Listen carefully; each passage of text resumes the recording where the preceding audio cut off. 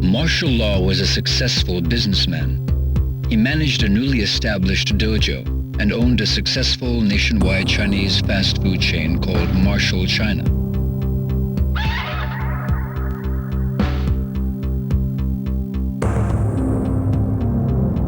Unfortunately, he lost a franchise war against a competing restaurant chain and had to declare bankruptcy a year later.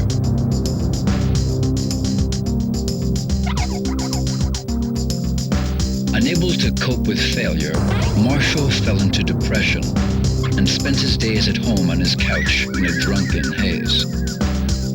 Then one day, a notice for the tournament arrived at his doorstep. Marshall's eyes flashed with renewed vigor.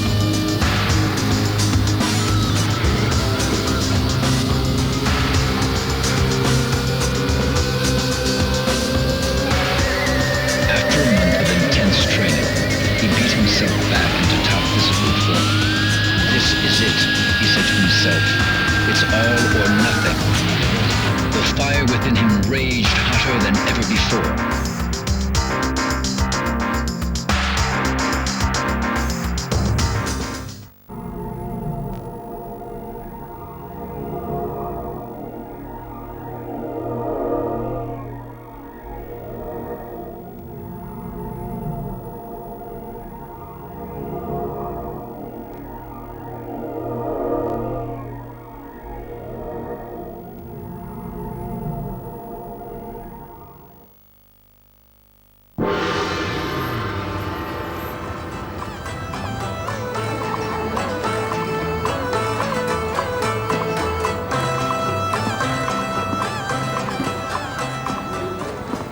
Man, the food here sucks!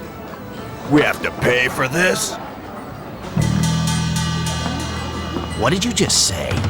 You heard me, I said this food sucks! You expect us to eat this stuff? What do you mean it sucks? This pepper beef is too damn spicy!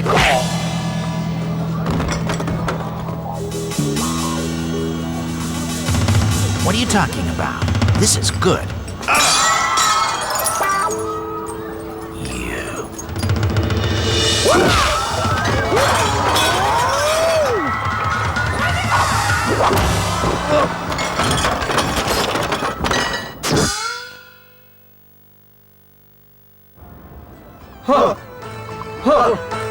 No. Put more anger into it. Yeah, that's more like it. Lower your stance a bit more and... Armor King was murdered. King swore upon Armor King's grave that he would seek revenge against the man responsible for his mentor's death.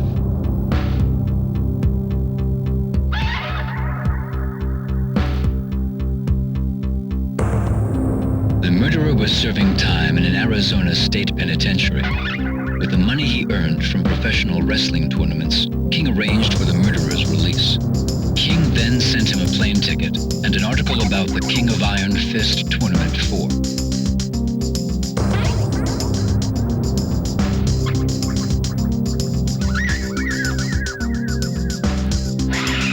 With his plans in motion, King headed for the tournament to await his sworn enemy, the Vale-Tudo fighter.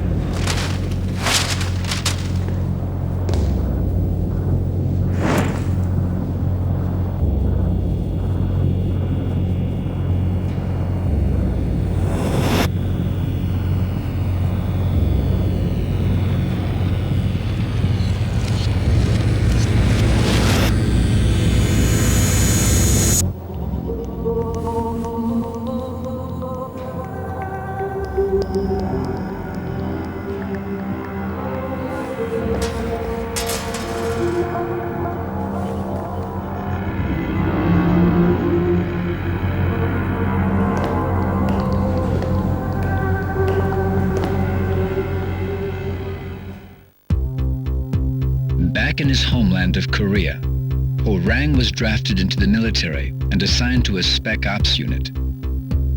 Although his success in various missions was highly regarded, his penchant for disobeying rules and orders gave his senior officers more than a few headaches.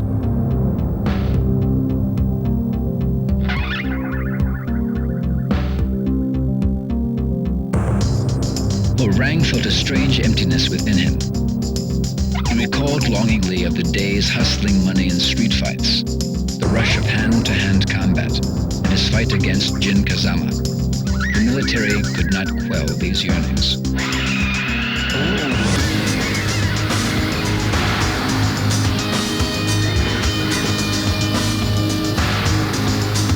One day, the announcement of the next tournament reached Rang's ears. For the first time in years, his blood began to stir.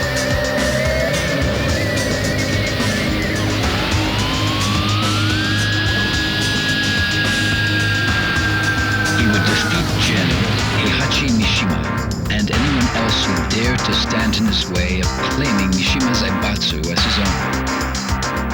Bursting with anticipation, Rang slipped out from the military base and headed for the tournament.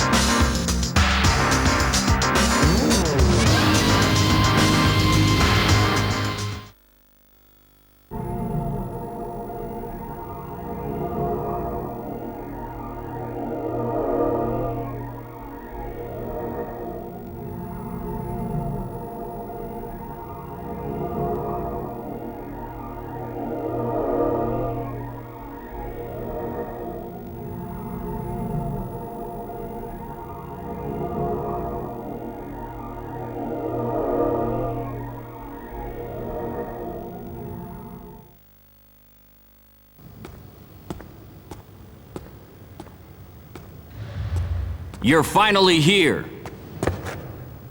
So, what do you want? I never got to fight you at the tournament. I'll take you on right here, right now. There's no reason to fight. You ain't got one? Well, I do.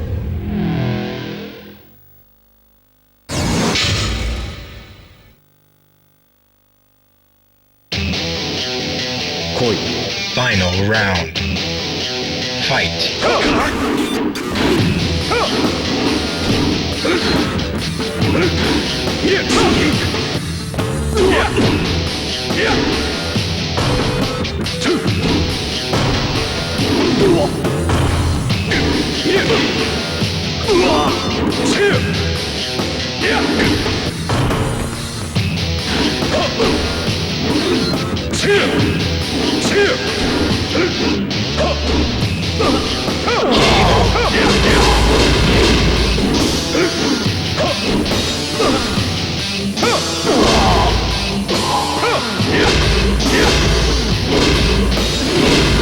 You win.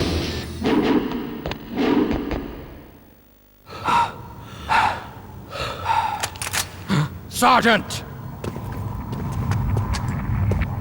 Desertion is an offense punishable by court-martial. Give yourself up, soldier! Oi.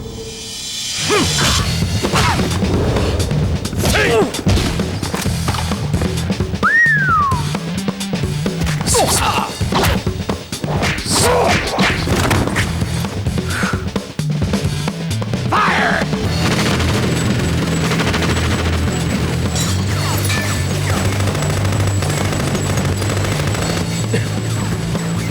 Kazama, remember, I kicked your ass back there. Hey, you listening? I'll give you a chance to even the score at the next tournament. You better show up.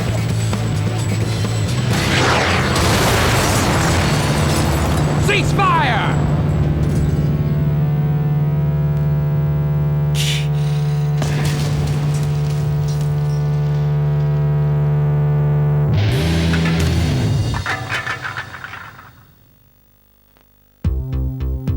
Paul went undefeated through the entire King of Iron Fist Tournament 3, and even triumphed over Ogre. Swelling with pride, Paul returned home. However, unknown to Paul, Ogre morphed into his second form, True Ogre, and the tournament continued after his departure.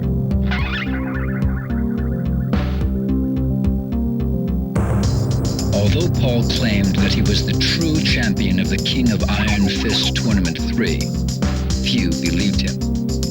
And even those who did eventually grew tired of his attitude.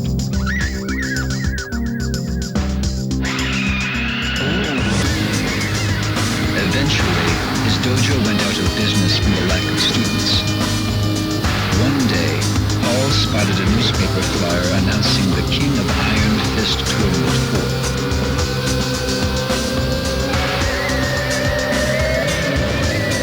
Burning with desire to win this tournament, Paul decided to put his reputation on the line and prove once and for all that he was the one true champion. He proclaimed, "This time, I'll be the undisputed champion."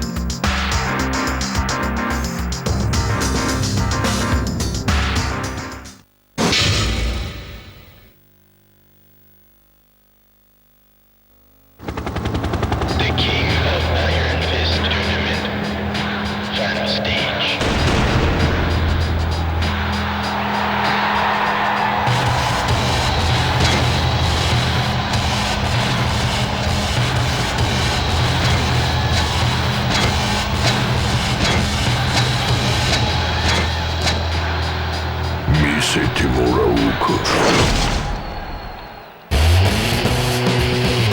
Final round.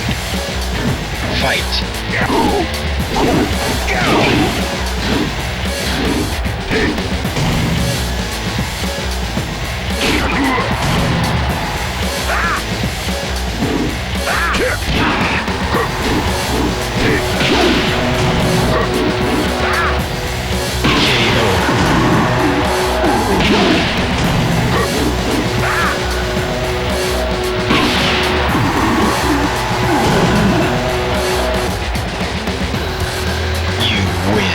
Nothing like a good workout!